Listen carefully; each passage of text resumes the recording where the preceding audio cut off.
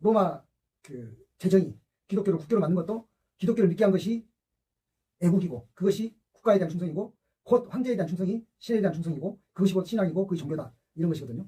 그래서 로마가 그런 지배 이데올로기로 기독교를 이제 말하자면 이용하면서 기독교가 세계적으로 퍼진 거죠. 그러면 이제 좀 지나버렸는데 다시 그리스에서는 그러니까 이제 그 그리스 페르시아 전쟁 때만 해도 그 도시국가들 아니에요? 그걸 이제 폴리스라고 그러는데, 그 도시국가들이 전부 다 아주 조금 하는데 서로 다투기도 하고 또 연합하기도 하고, 그래서 뭐 대표적인 것이 올림픽 같은 행사가 그리스 올림픽이 그래서 출발했는데, 두 도시국가가 아테네와 스파르타라는 도시국가가 주로 이제 양대 산맥을 이루고 있었죠. 그래서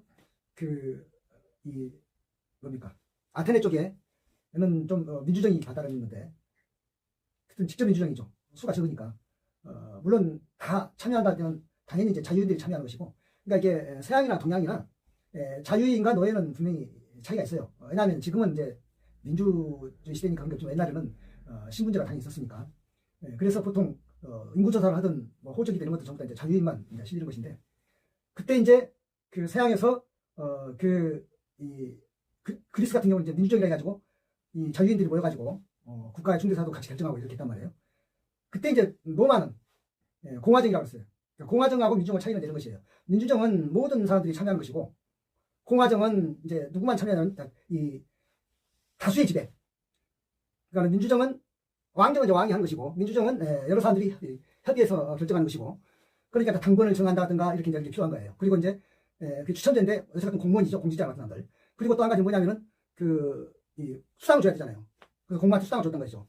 그 다음에 이제 로마 같은 경우는 공화정이기 때문에 다수의 지배란 거예요. 원래는 로마는 왕정과 공화정을 교대했는데, 왕정일 때는 왕이 혼자 지배하는 것이죠. 근데 이제 공화정일 때는 다수의 지배라니까 언론이라는 걸 만들어가지고, 또는 이제 그게 복수의 뭐 집정관을 뽑는다 이렇게 가지고 하는 거니까. 그래서 요새는 이제 합해서 뭐라고 하니까 민주공화제라고 그러죠. 우리나라도 민주공화국이라고 하니 그 말인데, 그러니까 여러 사람이 직접 선거를 해서 대표를 뽑는, 지금은 이제 대표를 뽑아야죠.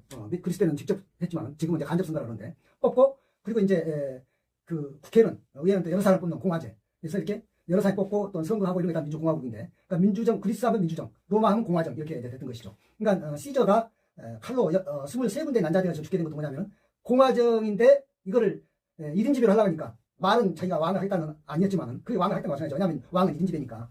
그거를 이제 막으려고 언론들이 칼로 난자한 것이죠. 덤벼 들어가지고. 그러니까 그 브루투스가 하는 이야기, 유명한 이야기 있잖아요. 나는 카이사르를 사랑한다. 왜냐하면 사랑해야죠. 양자하고 양부 사이였으니까. 그런데 로마를 더 사랑한다. 그때 로마는 뭐냐면 공화정 로마를 말하는 거예요. 그러니까 난 카이사르를 사랑하지만 카이사르가 독재를 하려고 하기 때문에 나는 우리 공화정, 우리 로마 공화정을 사랑하기 때문에 칼을 들었다. 뭐 이런 말이거든요. 그러나 이제 브루투스도 나중에 이제 그 처형되고, 그리고 로마는 결국은 공화정에서 제정으로 넘어가죠.